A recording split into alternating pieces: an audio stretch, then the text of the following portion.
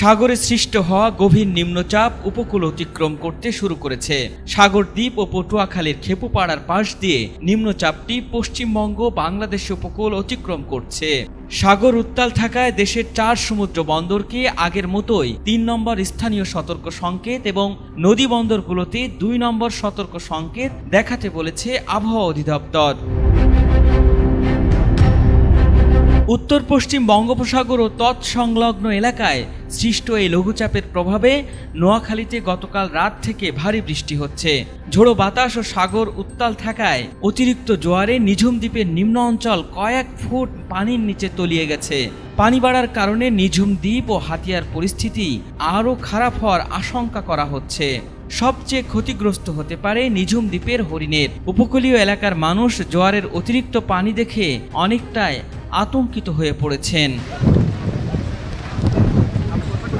সাগরের এই গভীর নিম্নচাপের কারণে টানা বৃষ্টি ও মেঘনা নদীর অস্বাভাবিক জোয়ারের পানিতে তলিয়ে গেছে লক্ষ্মীপুরের উপকূলীয় এলাকার প্রায় 20টি গ্রাম। টানা বৃষ্টি, মেঘনার জোয়ারের পানি প্লাবিত হওয়ায় দুর্ভোগ এবং ক্ষয়ক্ষতির মধ্যে পড়েছে অসংখ্য মানুষ।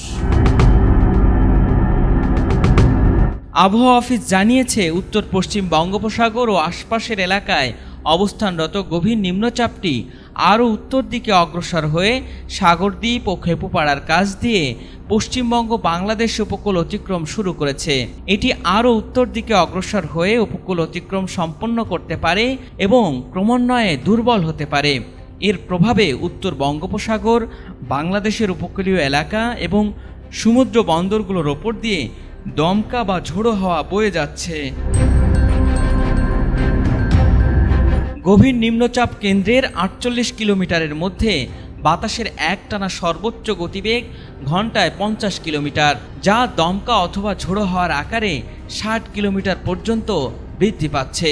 গভীর নিম্নচাপ কেন্দ্রের নিকটবর্তী এলাকায় সাগর উত্তাল রয়েছে। চট্টগ্রাম, কক্সবাজার, মংলা ও পায়রা সমুদ্র বন্দরগুলোকে 3 নম্বর স্থানীয় সতর্ক সংকেত দেখাতে বলা হয়েছে।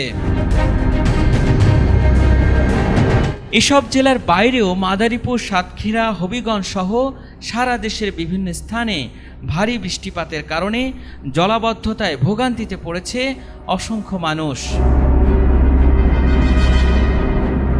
আমাবস্যা ও গভীর নিম্নচাপের কারণে উপকূলীয় জেলা চট্টগ্রাম, কক্সবাজার, নোয়াখালী, লক্ষ্মীপুর, ফেনী, চাঁদপুর, ভোলা, হাতিয়া, সন্দ্বীপ, বরগুনা, পটুয়াখালী, বরিশাল, পিরোজপুর, ঝালকাঠি, বাগেরহাট, খুলনা, সাতক্ষীরা এবং তাদের অদূরবর্তী দ্বীপ ও চরগুলোতে 2 থেকে 4 ফুট বেশি উচ্চতার বায়ুতাড়িত জলোচ্ছ্বাসে প্লাবিত হতে পারে। উত্তর বঙ্গোপসাগরে অবস্থানরত সব মাছ ধরার নৌকা ট্রলারকে পরবর্তী নির্দেশ না দেওয়া পর্যন্ত নিরাপদ আশ্রয়ে থাকতে বলা হয়েছে।